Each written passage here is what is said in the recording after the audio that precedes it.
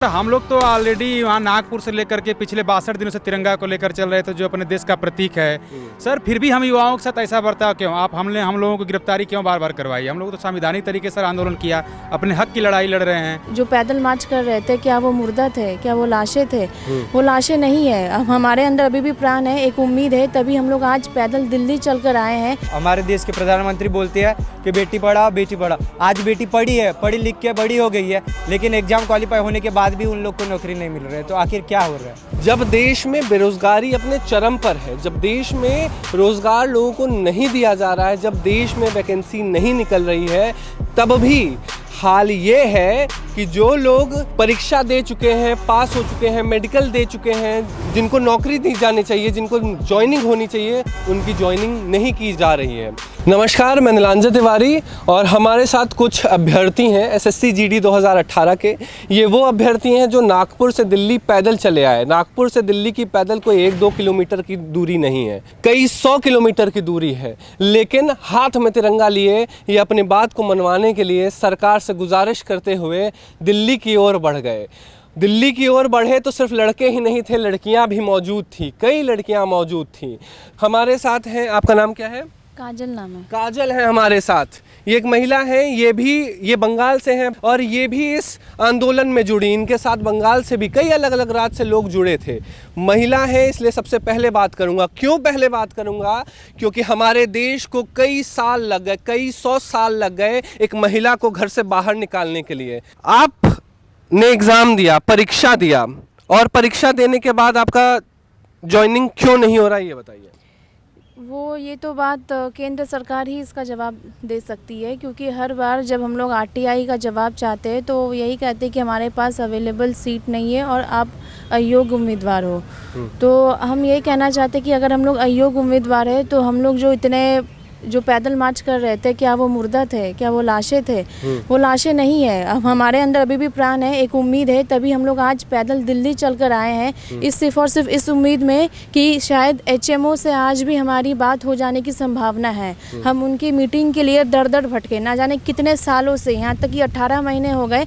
हमारी जो बात है राष्ट्रपति जी से तक हो जाती है, किंतु अमित शाह सर से नहीं हो पाती है। ऐसा क्या है उनमें जो हमारी बात उनके कानों तक नहीं पहुंचती है। देश के लाल किले से नारी सम्मान की बात की जाती है। उस नारी सम्मान की हकीकत को जानने के लिए हम आपसे ये जानना चाहते हैं कि जब आप प्रदर्शन कर रहे थे तो आपको किन किन चुनौतियों का सामना करना पड़ा, और जब शासन प्रशासन आपसे मिलजुल रही थी तो कैसा व्यवहार था उनका? ऐसे परेशानियां तो बहुत सी आई। किस किस परेशानियां के बारे में मैं आपको बताऊं? जैसे कि हम लोग घर से निकले थे तो हमारे पास पैसे नहीं थे, विदाउट टिकट हम लोग ट्रैवल करके हम लोग आंदोलन में जुड़े। और जब आंदोलन में जुड़े तो फिर जो पुलिस प्रशासन थे, कुछ पुलिस प्रशासन सही थे और कुछ जो थे वो मदद करना नहीं चाहते थे।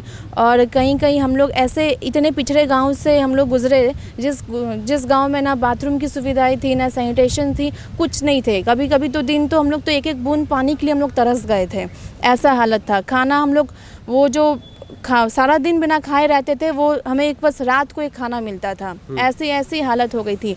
और पैरों में छाले पड़ गए थे, पैर पूरे सूज के पूरे फट चुके थे, पैरों की हालत ऐसे हो गई थी। हमारे महिला साथी ऐसे बहुत से हैं जो 2-2 हफ्ते तक हॉस्पिटल में 20-20, 30-30 सलाइन के साथ रही है।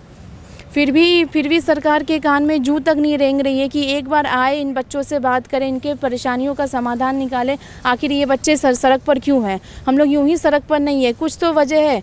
हमें पता है कि हम लोग मेरिट से आउट बच्चे हैं, किंतु सरकार के पास सीटें हैं जो वो हमें दे सकती है। ऐसा हमारा प्रॉब्लम इतना भी बड़ा नहीं है कि वो हमारे प्रॉब्लम्स को अनसुना कर दे। देश में ऐसे बहुत से ऐसे बड़े बड़े इशू है जो वो सॉल्व करते भी हैं और करते हैं अभी।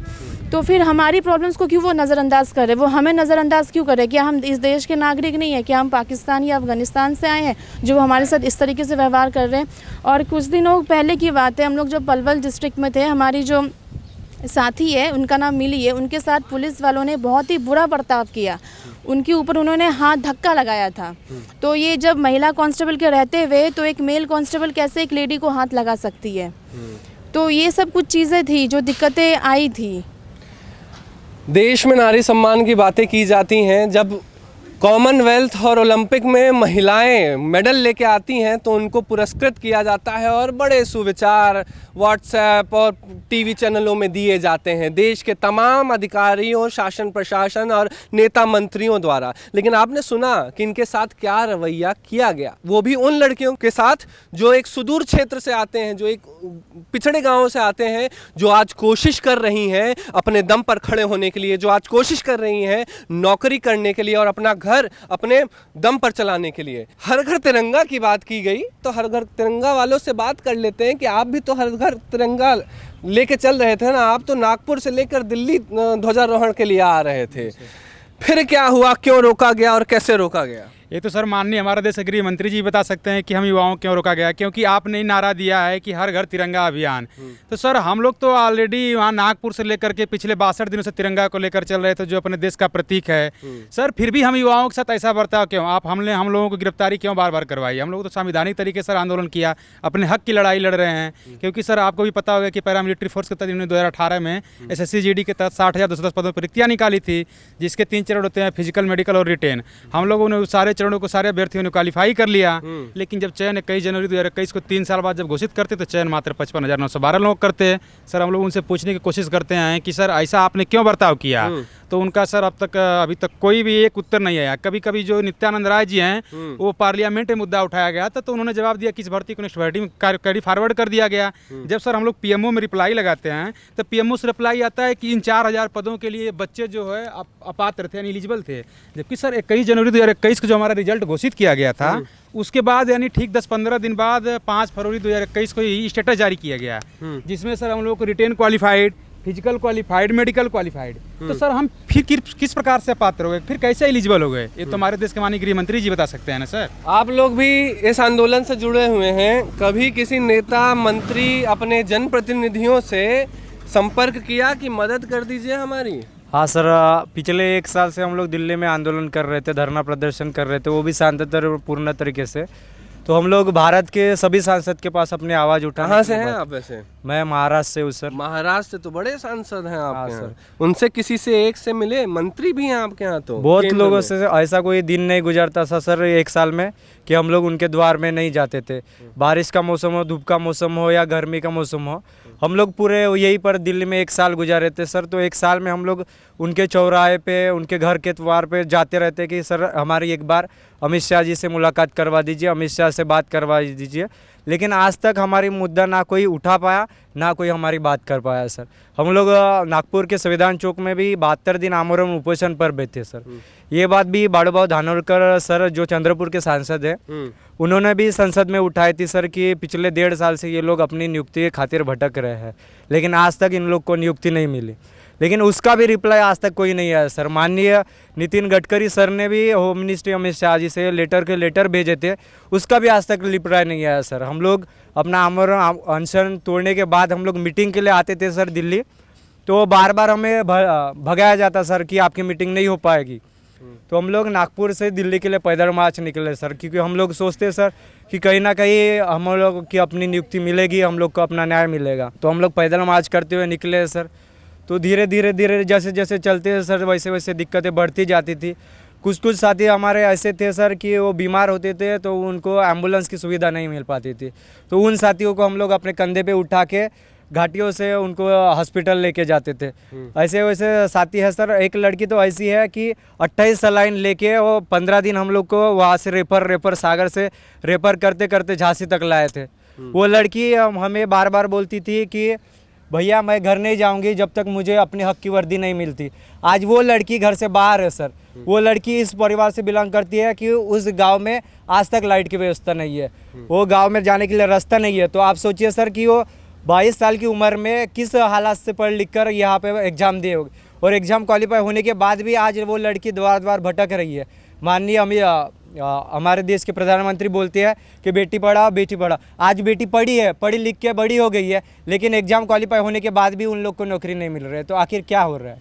शिक्षा को लेकर ये स्थिति है कि अगर वही बेटी बच गई आज के डेट में, वही बेटी अगर पढ़ गई आज के डेट में, तो नौकरी के लिए उसने खुद संघर्ष किया और आज जो है उसको इस स्थिति में भी नौकरी नहीं दी जा रही है। कहाँ से हैं आप? सर मैं बिहार से, मैं धनंजय बिहार से हैं।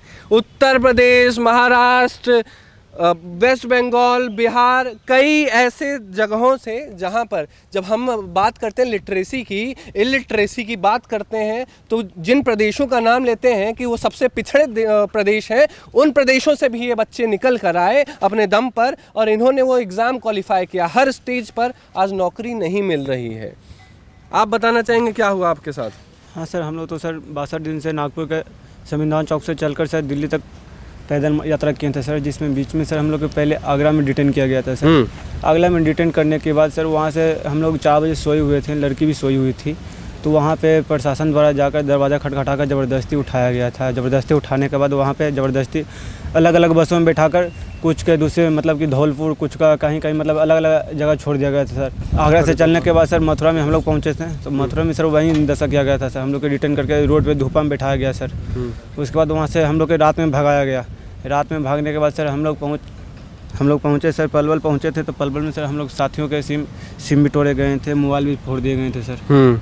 ठीक है, ये इस तरीके से तोड़े गए थे सर कि ये ऐसा सिम में चीज़ें की गई कि जिनको वापस से यूज़ ना किया जाए। ये शासन प्रशासन को जो है की तरफ से एक इनका गिफ्ट दिया गया था, क्योंकि ये नागपुर जो है दिल्ली पैदल जा रहे थे, मतलब ये गांधी जी बनने की कोशिश कर रहे थे, तो उन्होंने जो है इनको सम्मान दिया। ये चांदी में जो है इन्होंने ये कुछ कर दिया है, ये सम्मान इन लोग को मिला लगा दिया है। और इस सम्मान के बाद फिर क्या हुआ सर? जो साथी का सिम था उनका मोबाइल भी छूट दिया गया था सर। इसके बाद भी सर हम लोग वहाँ से बोले थे कि सर जितना भी आप रोकने की कोशिश कीजिएगा सर, उतना भी सर हम लोग एकता बना के सर फिर से हम लोग पैदल मार्च स्टार्ट करेंगे सर। उसके बाद सर हम लोग वहाँ से चलने के बाद सर 2 मरते सर फरीदाबाद पहुँचे। फरीदाबाद में 2 दिन रिटर्न किया गया सर। रिटर्न करने के बाद वहाँ पे बोले गए प्रशासन द्वारा सर आप लोग 15 अगस्त तक कोई पैदल मार्च नहीं कर सकते हैं, 15 अगस्त के बाद नहीं कुछ कर सकते हैं सर। तो हम लोग फिर से योजना बना रहे सर कि फिर से पैदल मार्च स्टार्ट करेंगे। फिर से जो है ये लोग मार्च स्टार्ट करने वाले हैं, फिर से आंदोलन शांतिपूर्वक स्टार्ट करने वाले हैं। मैं जानता हूं कि जैसे ही ये वीडियो लोग देखेंगे, उन अफसरों तक, उन अधिकारियों तक, उन नेता मंत्रियों तक पहुंचेगा, तो फिर से इनके घर पर LIU भेजी जाएगी, फिर से इनके घर पर पुलिस भेजी जाएगी, फिर से इनके घर वालों को यही कहा जाएगा कि अपने बच्चों को वापस बुला लो, नौकरी तो नहीं मिलेगी, तुमको जेल में डाल देंगे। तो ये स्थिति हमारे देश की हो गई है। बेरोजगारी पे बात मत करिए साहब, चलेगा, लेकिन जो इनको नौकरी चाहिए, जो नौकरी के लिए क्वालिफाई कर चुके हैं, जिनको नौकरी मिलनी चाहिए, उनके घर पे पुलिस मत भेजिए, उनको जेल में मत डालिए। वो शांतिपूर्ण प्रदर्शन कर रहे हैं, वो शांतिपूर्ण अपनी नौकरी पाना चाह रहे हैं, तिरंगा हाथ में लिए दिल्ली आ रहे हैं, आपसे गुजारिश कर रहे हैं, मिलिए मत मिलिए, लेकिन परेशान मत करिए। ये सैकड़ों की तादाद में लोग खड़े हैं, लेकिन 4 दिख रहे होंगे। क्यों 4 दिख रहे होंगे? क्योंकि बाकियों को आपकी शासन प्रशासन ने धमका कर रखा है। ये वो हिम्मती लोग हैं जो हमारे साथ खड़े होकर अपनी आवाज़ उठाना जानते हैं और चाह रहे हैं। ऐसे इन युवाओं की मैं भी लगातार आवाज़ उठाता रहूँगा। इनके साथ यदि मेरे घर पे भी पुलिस भेजी जाएगी, तब भी इन्हीं युवाओं के साथ खड़े होकर इसी पंक्ति में मैं युवाओं की आवाज़ उठाता रहूँगा और कहता रहूँगा कि SSC GD 2018 के अभ्यर्थियों को ज्वाइनिंग दो साहब। ये ज्वाइनिंग अपनी मांग रहे हैं। ज़रूरत पड़ी तो हम भी हाथ में तिरंगा लिए वही गांधी की तरह निकल लेंगे और हम भी कहेंगे SSC GD के अभ्यर्थियों को ज्वाइनिंग दो। देखते रहिए मॉलिटिक्स, बने रहिए मॉलिटिक्स के साथ। जन को होगी समस्या तो तंत्र से होंगे सवाल। आपकी आवाज़ अब सुनेगा देश, मुद्दा आपका, मंच हमारा। शेयर करें अपनी बात, हम बनेंगे आपकी आवाज़।